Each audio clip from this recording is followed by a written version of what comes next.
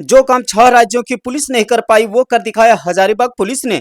बताते चले बीते 24 अप्रैल को हजारीबाग के बरही स्थित बैंक ऑफ महाराष्ट्र में करीब 5 करोड़ रुपए की सनसनीखेज डकैती को अंजाम दिया गया था। इस बड़ी वारदात के बाद पुलिस प्रशासन पर कई सवाल खड़े हुए, लेकिन हजारीबाग पुलिस ने हार नहीं मानी। अनुमंडल पुलिस पदाधिकारी सदर के नेतृत्व में विशेष टीम गठित की गई और तकनीकी जांच के साथ साथ अन्य राज्यों की पुलिस से समन्वय स्थापित किया गया। जांच के दौरान डकैती में प्रयुक्त काले रंग के स्कॉर्पियो वाहन की पहचान की गई। इसके बाद बरही एसडीपीओ के नेतृत्व में छापामार टीम गठित की गई, जिसने लगातार पीछा करते हुए उत्तर प्रदेश के वाराणसी तक पहुंच गई। यहां उत्तर प्रदेश एसटीएफ के साथ संयुक्त अभियान चलाया गया। सारनाथ थाना क्षेत्र के सिंहपुर रिंग रोड के पास संदिग्ध स्कॉर्पियो को चारों ओर से घेर लिया गया। गाड़ी में सवार 3 अपराधियों मोहम्मद अफजल, सौरभ और पंकज को गिरफ्तार किया गया। ये एक अंतर्राज्यीय गिरोह के सदस्य बताए जा रहे हैं, जिन पर करीब आधा दर्जन राज्यों में डकैती की वारदातों को अंजाम देने का आरोप है। पुलिस ने इनके पास से लगभग 912 ग्राम सोना, 20 लाख रुपए नगद, एक स्कॉर्पियो वाहन और 2 बजाज पल्सर मोटरसाइकिल जब्त की। फिलहाल इस गिरोह के अन्य सदस्यों की तलाश लगातार जारी है और पुलिस लगातार छापेमारी कर रही है। कहा जाता है कानून के हाथ बहुत लंबे होते हैं और हजारीबाग पुलिस ने एक बार फिर इसे साबित कर दिखाया है। झार खबर से मैं हूं राहुल कुमार। फेसबुक पे पेज को फॉलो कर लीजिए, यूट्यूब पे सब्सक्राइब कीजिए, खबर को शेयर करना ना भूलिएगा। 24/4/2026 को करीब 3:15 बजे, जैसा सबको पता है कि बरी थाना क्षेत्र में बैंक ऑफ महाराष्ट्र में लूट की घटना कारित की गई थी, जिसमें 4 अपराधी बैंक के अंदर घुसे थे और हथियार के बल पे लगभग 4,22,000 रुपये और 3.9 किलोग्राम के आसपास सोना जो है वो लूट कर स्ट्रांग रूम से भाग गए थे, जिसमें 2 बाइक्स का इस्तेमाल इन लोगों ने किया था। यह सूचना मिलते ही हम लोग जो है वो सभी जगह पे चेकिंग लगाए थे, सभी रोड्स ब्लॉक किए थे और उसको हम लोग ट्रैक भी कर रहे थे। और हम लोग गया के तरफ और मोहनपुर के तरफ सूचना मिली, जैसे जैसे कि उनके भागने की सूचना है, तो उधर भी हम लोग टीम लगाए और एसपी सिटी गया से लगातार उस समय हम लोग की बात हो रही थी। और जो भी टीम थी, वाकई गया में जो भी टीम थी, जो लोकल पुलिस थी, उन लोगों ने भी हम लोग की मदद की ट्रैक करने में। लेकिन कहीं ना कहीं लगभग 20 से 25 मिनट या आधे घंटे के अंतराल से हम लोग चूक गए और वहाँ से वो लोग निकलने में कामयाब हुए। और उसके बाद हम लोगों ने विभिन्न टीमें बनाई। उसमें एक जो टीम यहाँ पे ट्रैक करने के लिए, आइडेंटिफाई करने के लिए और घटना कैसे कारित की गई है, कहाँ लोग गए हैं, सब चीज़ के लिए अमित आनंद यहाँ पे एसडीपीओ सदर हैं, इनको ये जिम्मा दिया गया। और विभिन्न राज्यों से कोऑर्डिनेशन करने के लिए भी अमित आनंद को ये जिम्मा दिया गया। बाकी ग्राउंड पे कौन रेड कैसे करेगा, कहाँ पे किससे सहयोग ग्राउंड पे लेना है, उसके लिए अजित विमल यहाँ पे एसडीपीओ जो हैं बरही के, उनको यह जिम्मा दिया गया। और दोनों टीम के अंदर कई टीमें काम कर रही थी, जैसे कि लोकल एरिया में सीसीटीवी देखने का और किन रास्तों का इस्तेमाल किया गया है, कब रेकी की गई है, उसको जानने के लिए इंस्पेक्टर बरही जो हैं थाना प्रभारी, उनकी 2 टीमें यहाँ पे लगी हुई थी। बैंक्स को सर्च करने के लिए, वहाँ से एविडेंस कलेक्ट करने के लिए एक टीम लगी हुई थी। बिहार एसटीएफ से कोऑर्डिनेट करने के लिए ग्राउंड पे वहाँ पे एक टीम लगातार गया, नवादा और इन क्षेत्रों में छापेमारी कर रही थी। यूपी एसटीएफ के साथ जो सूचनाएं मिल रही थी, वहाँ पे ग्राउंड पे रेड करने के लिए एसडीपीओ साहब स्वयं उधर गए थे, बिहार गए फिर यूपी गए और वहाँ पे टीमों ने रेड किया। और हम लोग को सहायता जो है कहीं ना कहीं एमपी पुलिस से भी मिली है सूचना कलेक्ट करने में, उत्तराखंड पुलिस से भी मिली है। उत्तराखंड में रुड़की है, जहाँ पे पूर्व में इस तरह की डकैती हुई थी, वहाँ से हम लोगों ने सहयोग मांगा, डिटेल मांगा। तो इंटर स्टेट कोऑर्डिनेशन बहुत अच्छा रहा। हम लोगों ने जिस राज्य से, पश्चिम बंगाल से या फिर जहाँ से भी हम लोगों ने सहयोग मांगा और जो डिटेल मांगा वो हम लोग को मिला। यहाँ पे पूरा टेक्निकल एनालिसिस, पूरा ट्रैकिंग का काम अमित आनंद और टेक्निकल सेल की जो पूरी टीम है उन लोगों ने किया। और हम लोग को सूचना, हम लोग ट्रैक करते जा रहे थे, मिस करते जा रहे थे, लेकिन हम लोग छापेमारी कर रहे थे और उसमें सूचना प्राप्त हुई कि ये लोग बनारस इंटर किए हैं। और वहाँ पर हम लोगों ने यूपी एसटीएफ से भी लगातार हम लोग संपर्क में थे ही। और संपर्क के बाद हम लोगों ने वहाँ रेड करवाया अपनी टीम से, जिसको अजित विमल लीड कर रहे थे। और वहाँ पर संयुक्त सहयोग से राजभर बस्ती, सिंहपुर स्थित हरुआ रिंग रोड, जो इसमें लिखा हुआ है थाना सारनाथ, यहाँ पर इनके वाहन को घेरा गया। ये स्कॉर्पियो हम लोगों ने आइडेंटिफाई किया था, स्कॉर्पियो रेकी में भी इस्तेमाल किया गया था, जिसका नंबर यहाँ पे लिखा हुआ है, नीचे खड़ी है स्कॉर्पियो। तो यहाँ पर जब इनको हिरासत में लिया गया तो इनसे पूछताछ करके लगभग 912.22 ग्राम सोना, 20 लाख रुपए और जो ये स्कॉर्पियो थी, और ये तीनों लोग पंकज सिंह, मोहम्मद अफजल और सौरभ कुमार यादव, इन तीनों की गिरफ्तारी की गई।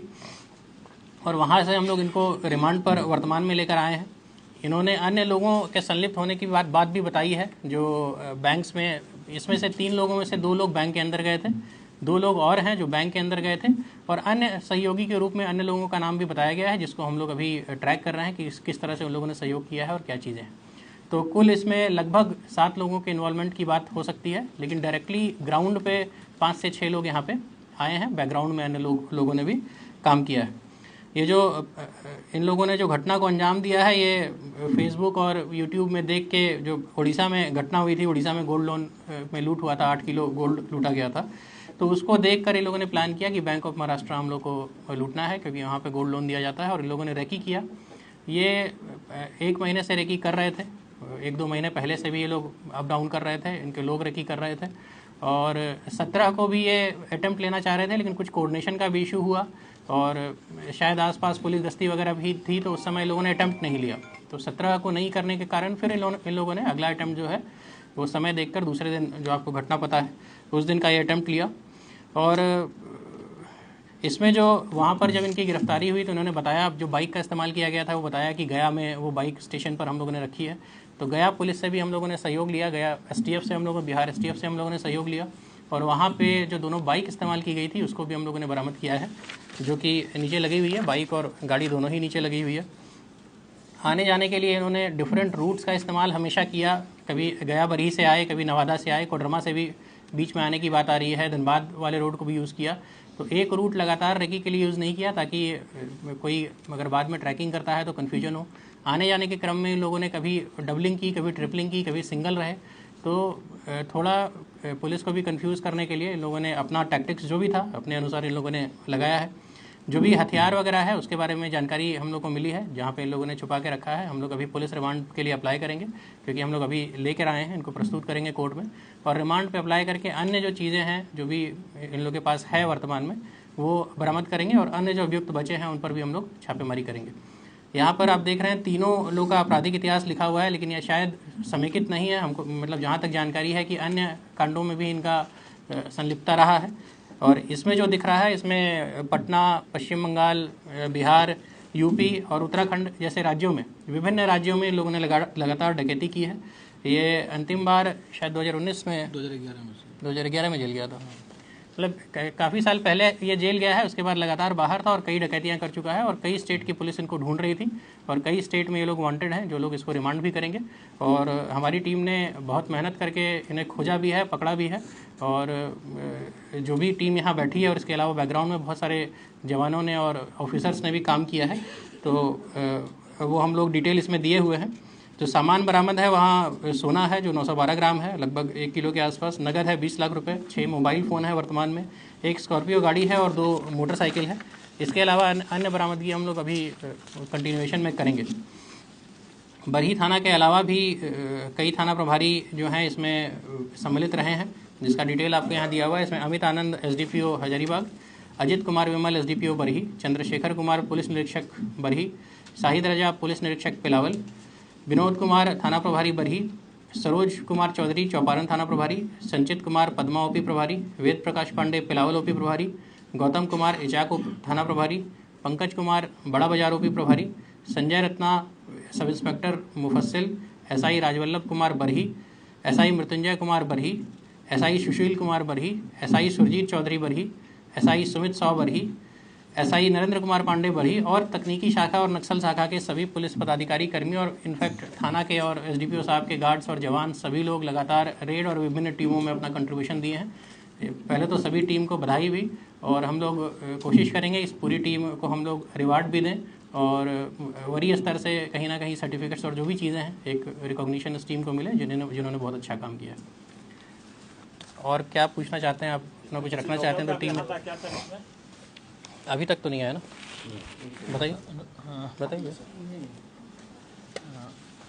बेसिकली उनका भी पुराना आपराधिक इतिहास रहा है, उनका कुछ ना कुछ संलिप्तता है, बट वो सब अभी अंतर्गत है, तो हाँ अभी बहुत क्लियर नहीं है इस चीज़ पे, अभी बहुत क्लैरिटी नहीं है, कोई लोकल व्यक्ति का उस तरह का नाम नहीं आया है, लेकिन क्योंकि अभी केस खुला है और सारी चीज़ें आ रही है, तो बहुत सारी चीज़ें हम लोग बैकग्राउंड में रन भी कर रहे हैं, और ये भी देख रहे हैं कि यहाँ पे अगर कोई संपर्क किसी से साधा गया है तो उस चीज़ की भी जांच हम लोग कर रहे हैं। वर्तमान में ऐसा कोई सूचना हम लोग अभी तुरंत नहीं है। ये लोग तो सब बाहर का है, उसको बड़ी एग्जैक्ट उसको पता है कि यहाँ पर है, कुछ लोकल लोग नहीं, देखिए बाहर के हैं, लेकिन देखिए ये कहाँ कहाँ अपराध किए हैं आप जैसा देख सकते हैं। पश्चिम बंगाल में डकैती किए हैं, लूट किए हैं, उत्तराखंड में किए हैं, यूपी में किए हैं, तो कहीं एक जगह का व्यक्ति है, लेकिन ये पैन इंडिया मतलब एक तरह से कहा जाए मल्टी स्टेट्स पे ये लोग डकैती करते आए हैं और इस तरह का गिरोह है जो बाहर के स्टेट्स में जाके डकैती करता आया है रेकी करके। तो ये बहुत हाँ, ये भी है जो बता रहा है, ये जो पूछताछ में कहा है कि ये लोग अपने घर के आसपास डकैती नहीं करते हैं जनरली, तो बाहर ही करते हैं जनरली। पिछले 9 सालों में लगभग 96 किलो का बात भी चल रहा है कि ये लोगों ने डकैती किया है, इस तरह की बातें चल रही है। नहीं देखिए, वो डिटेल हम लोग निकाल रहे हैं। हम जैसा आपको कहे कि ये जो कांड हम लोग अभी वर्तमान में मिले हैं, क्योंकि अरेस्टिंग हुई है, पूछताछ चल रही है, बहुत सारी चीज़ें बैकग्राउंड में चल रही है, तो जो हम लोगों ने जो अभी डिटेल निकाला है वो आपके सामने हम लोगों ने मीडिया प्रेस विज्ञप्ति में रखा है। और भी चीज़ें होंगी तो हम लोग शेयर करेंगे। और वाकई में एक बड़ा अमाउंट कई डकैती इन लोगों ने कई जगहों से की है, इसमें कोई डाउट नहीं है। और यहाँ पर भी जो अमाउंट था वो बड़ा ही था, इसमें भी कोई डाउट नहीं है। घटनाक्रम के बाद हजारीबाग पुलिस लगातार तकरीबन 6 राज्यों में एक साथ कोऑर्डिनेट करने का इसमें जैसा कि हाँ, चर्चा चल रही, बातें चल रही है। नहीं बिल्कुल, हम लोग लगातार कोऑर्डिनेट भी कर रहे थे और हम लोग को सहयोग भी मिला है। इसमें बिहार एसटीएफ का भी सहयोग मिला है। इसमें हमको उत्तराखंड पुलिस, रुड़की पुलिस से हम लोगों ने कुछ डिटेल मांगा था, क्योंकि वहाँ पे भी गोल्ड लोन का ही डकैती हुआ था, तो वहाँ पे सारे रिकॉर्ड्स और वो चीज़ें जो हम लोग को शेयर किया गया, तुरंत ही शेयर किया गया। और यूपी एसटीएफ ने, बनारस के एसटीएफ ने, गोरखपुर के एसटीएफ ने भी हम लोग को काफ़ी सहयोग किया। एमपी से हम लोगों ने कुछ डिटेल मांगा था, वो भी हम लोग को तुरंत शेयर किया गया। सिंगरौली में हाल में डकैती हुई थी और एमपी के जबलपुर वगैरह में पुरानी डकैती के केसेस थे। पश्चिम बंगाल के कुछ डकैती के केसेस थे। इस तो हम लोग की पूरी टीम थी जो पूरे मल्टी स्टेट्स में जो चीज़ें चल रही थी उस पर काम कर रही थी और ये देखने का प्रयास कर रही थी कि कौन से गैंग्स हैं, क्योंकि मल्टीपल गैंग्स इस तरह के होते हैं जो ये काम करते हैं, तो कौन से लोग हैं जो इसमें इन्वॉल्व है। और जहाँ से हम लोगों ने जो चीज़ें मांगी या रेड करने के लिए भी हम लोग सहयोग मांगा, चाहे गया हो, यूपी हो, बिहार में कहीं भी हो, तो हम लोगों को सहयोग स्टेट की पुलिस ने किया है। सर, यहाँ पे रेकी के दौरान कहीं कुछ होटल में भी ये लोग रुके थे, ऐसा कुछ जानकारी? इस तरह का अभी कोई क्लैरिटी नहीं आया है और ना ही लोगों ने बताया है, पर हम लोग उसको सर्च कर रहे हैं। अगर ऐसी कोई बात है तो जनरली जब आए हैं तो ये लोग निकल ही गए हैं, जहाँ तक हम लोग जो भी ट्रैक कर पा रहे हैं, जो हम लोग को दिखाई दे रहा है। लेकिन अगर ऐसी कोई बात है तो हम लोग उसको देखेंगे, उस पॉइंट पे इन्वेस्टिगेशन हम लोग कर रहे हैं वो जो चीज़ है। सर, ये एक तरह से देखा जाए तो अंतर्राज्यीय गिरोह कहा जा सकता है ना सर? बिल्कुल अंतर्राज्यीय गिरोह है और मल्टीपल स्टेट्स में लोगों ने किया है। जो हो सकता है हम लोग के पास जो मतलब स्टेट्स है उसके अलावा भी कुछ चीज़ें और निकल के आए, लेकिन वर्तमान में जो है वो चीज़ें आपके सामने रखी गई हैं। इसमें कोई बैंक के भी आदमी जुड़े हुए देखे सर? वर्तमान में ऐसी कोई सूचना नहीं है और ऐसा कोई लिंकेज हम लोग को नहीं मिला है। तो यह इन लोगों को अभी यहाँ हजारीबाग जेल रखा जाएगा सर, या फिर ट्रांजिट पे भेजा जाएगा? नहीं, अभी तो ये हम लोग कोर्ट में प्रस्तुत करेंगे। कोर्ट में प्रस्तुत ले करके हम लोग, क्योंकि और भी इन्फॉर्मेशन है, हथियार है, बहुत सारी चीज़ें हैं जो हम लोग के पास है, तो हम लोग चाहेंगे कि हम लोग को रिमांड इसमें मिले, पुलिस रिमांड पे ये मिले, और जो भी ये रिकवरीज़ हैं, खासकर हथियार की जो रिकवरीज़ हैं वो हम लोग करें, और उसके लिए हम लोग कोर्ट से रिक्वेस्ट करेंगे अभी, और वो मिल जाएगा। उसमें कोई ऐसी चीज़ नहीं है, वो प्रोसेस है जो कि हम लोग को करना है अभी वर्तमान।